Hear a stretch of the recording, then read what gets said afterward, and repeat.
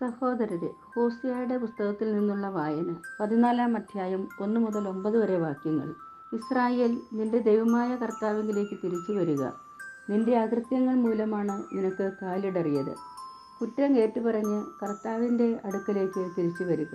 അവിടത്തോട് പറയുക, അകൃത്യങ്ങൾ അകറ്റണമേ, നന്മയായത് അവിടുന്ന് സ്വീകരിച്ചാലും. ഞങ്ങളുടെ അധരഫലങ്ങൾ ഞങ്ങൾ അർപ്പിക്കും.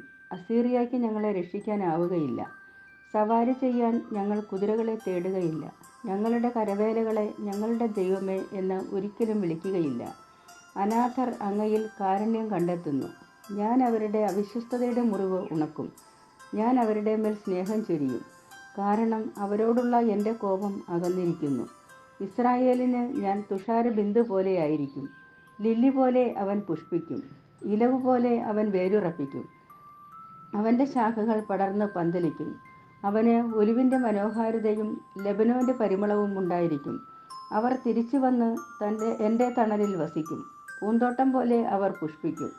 ലെബനോനിലെ വീഞ്ഞു പോലെ അവർ സൗരഭ്യം പരത്തും. എഫ്രായിം, വിഗ്രഹങ്ങളുമായി നിനക്കെന്ത് ബന്ധം? നിനക്ക് ഉത്തരമരുളുന്നതും നിന്നെ സംരക്ഷിക്കുന്നതും ഞാനാണ്. നിത്യഹരിതമായ സരളമരം പോലെയാണ് ഞാൻ. നിനക്ക് ഫലം തരുന്നത് ഞാനാണ്. ജ്ഞാനമുള്ളവൻ ഇക്കാര്യങ്ങൾ മനസ്സിലാക്കട്ടെ. വിവേകമുള്ളവൻ ഇക്കാര്യങ്ങൾ അറിയട്ടെ. കർത്താവിൻ്റെ വഴികൾ ഋജുവാണ്. നീതിമാന്മാർ അതിലൂടെ ചരിക്കുന്നു. പാപികൾ അവരിൽ കാലിടറി വീഴുന്നു. നമ്മുടെ കർത്താവായ മിശിഹായ്ക്ക് സ്തുതി. വിശുദ്ധ ലൂക്ക എഴുതിയ സുവിശേഷം 7-ാം അധ്യായം 36 മുതൽ 50 വരെ വാക്യങ്ങൾ.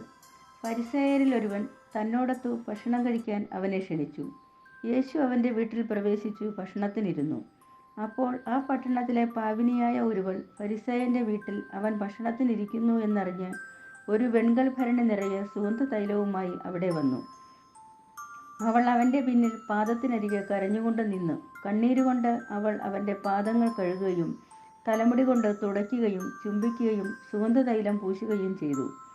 അവനെ ക്ഷണിച്ച ആ ഫരിസേയൻ ഇത് കണ്ട് സ്വാഗതമായി പറഞ്ഞു, ഇവൻ പ്രവാചകനാണെങ്കിൽ തന്നെ സ്പർശിക്കുന്ന സ്ത്രീ ആരെന്നും ഏത് തരക്കാരിയെന്നും അറിയുമായിരുന്നു. ഇവൾ ഒരു പാപിനിയാണല്ലോ.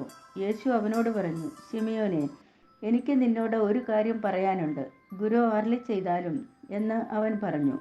ഒരു ഉത്തമർണന് 2 കടക്കാർ ഉണ്ടായിരുന്നു. ഒരുവൻ 500 മറ്റവൻ 50 ദിനാറ കടപ്പെട്ടിരുന്നു. വീട്ടാൻ കഴിവില്ലാത്തതുകൊണ്ട് ഇരുവർക്കും അവൻ ഇളവ് ചെയ്തു കൊടുത്തു. ആ 2 പേരിൽ ആരാണ് അവനെ കൂടുതൽ സ്നേഹിക്കുക? ശിമയോൻ മറുപടി പറഞ്ഞു, ആർക്ക് അവൻ കൂടുതൽ ഇളവ് ചെയ്തോ അവൻ എന്ന് ഞാൻ വിചാരിക്കുന്നു. അവൻ പറഞ്ഞു, നീ ശരിയായി തന്നെ വിധിച്ചു. അനന്തരം യേശു ആ സ്ത്രീയുടെ നേരെ തിരിഞ്ഞ് ശിമയോനോട് പറഞ്ഞു, നീ ഈ സ്ത്രീയെ കാണുന്നല്ലോ. ഞാൻ നിന്റെ വീട്ടിൽ വന്നു. കാല് കഴുകുവാൻ നീ എനിക്ക് വെള്ളം തന്നില്ല. എന്നാൽ ഇവൾ കണ്ണീര് കൊണ്ട് എൻ്റെ കാല് കഴുകുകയും തലമുടി കൊണ്ട് തുടയ്ക്കുകയും ചെയ്തു. നീ എനിക്ക് ചുംബനം തന്നില്ല. എന്നാൽ ഞാനിവിടെ പ്രവേശിച്ചത് മുതൽ എൻ്റെ പാദങ്ങൾ ചുംബിക്കുന്നതിൽ നിന്ന് ഇവൾ വിരമിച്ചിട്ടില്ല. നീ എൻ്റെ തലയിൽ തൈലം പൂശിയില്ല. ഇവളോ എൻ്റെ പാദങ്ങളിൽ സുഗന്ധ തൈലം പൂശിയിരിക്കുന്നു.